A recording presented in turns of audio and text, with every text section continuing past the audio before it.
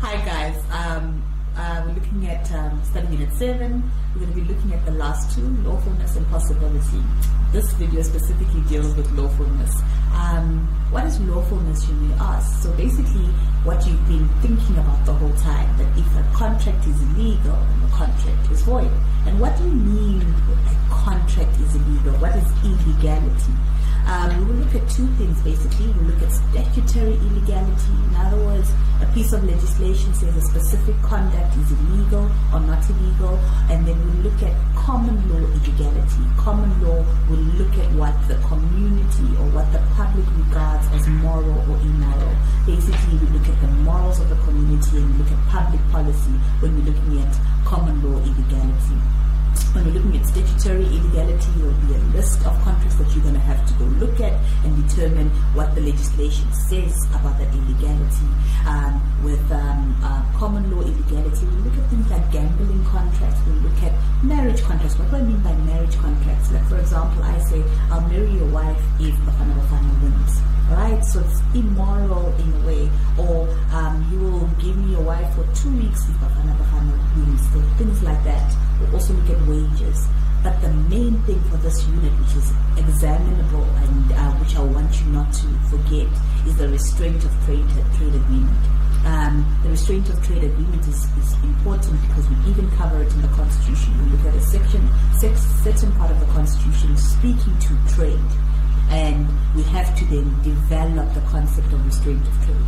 Simply put, a restraint of trade agreement basically says a person cannot limit somebody else's trade. In other words, you and your employer, you work for a IT company, for example.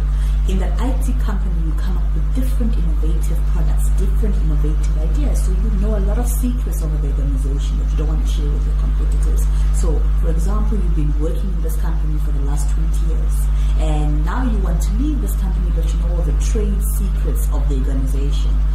In your employment contract, there's a clause, and that clause that says that you can't, for example, work for another employer in your competition is called a restraint of trade. It limits your trade. Restraint meaning it's limiting, and the specific thing that it's limiting is your trade.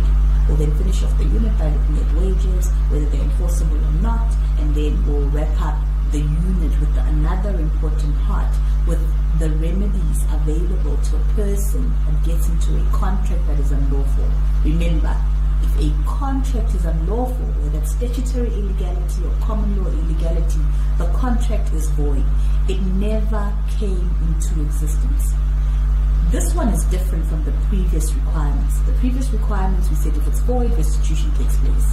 But now the law says if you enter into an unlawful contract and it's void, we even punish you even more. Here we'll look at the pari delicto rule and the ex trupe causa rule. You need to familiarize yourself with what these rules do. The pari delicto rule and the ex trupe causa. Let me emphasize for the last time. With unlawfulness, in other words, if the contract is void due to illegality, it is void and no restitution takes place. Let's have a look at the slides. Okay, so we're looking at lawfulness as one of the requirements for a valid contract. So as I said, we'll be looking at both common law and statutory law illegality. So contracts are only enforceable by courts if they are not against the law. So if they are against the law, the contract is void. Example, the sale of alcohol without a license, the sale of another human being. So if you sell somebody else, in other words, you're pregnant and you decide you're going to sell your baby to parents that can't have kids, that contract is void because the law says you can't sell another human being. It amounts to human trafficking. You're not allowed to do that. The contract is void, regardless of your intentions. And your intention might be you want your child to have a brighter future, etc. Contract is void. It never came into existence because it's unlawful. The other example is the sale of alcohol without a license. So this is where statutory illegality comes in. You have a piece of legislation that says if you want to sell alcohol, this is the requirement. The requirement is that you must have a license. It will then become illegal for you to sell without a license. Lawful contracts are those concluded accordance or in line with statute and common law. If it's not concluded in line with statute or common law, the contract is void. what is statutory illegality and what is common law illegality? It says statutory illegality are contracts prohibited by statute or legislation because they go against the good morals and public policy. Remember, legislation is the written down part of our law, right? The people in parliament, the legislature, they make these rules depending on what the need for society is. So it goes hand in hand with our morality and what public policy determines is needed for legislation.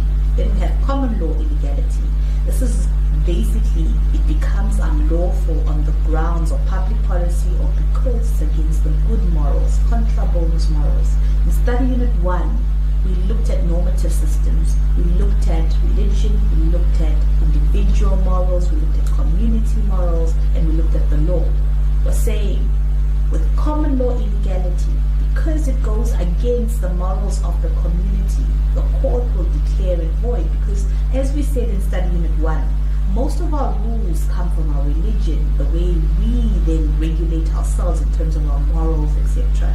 For two types of legality, statutory, which is your legislation created by the legislature and parliament, and the common law illegality based on the community morals and public policy. Statutory illegality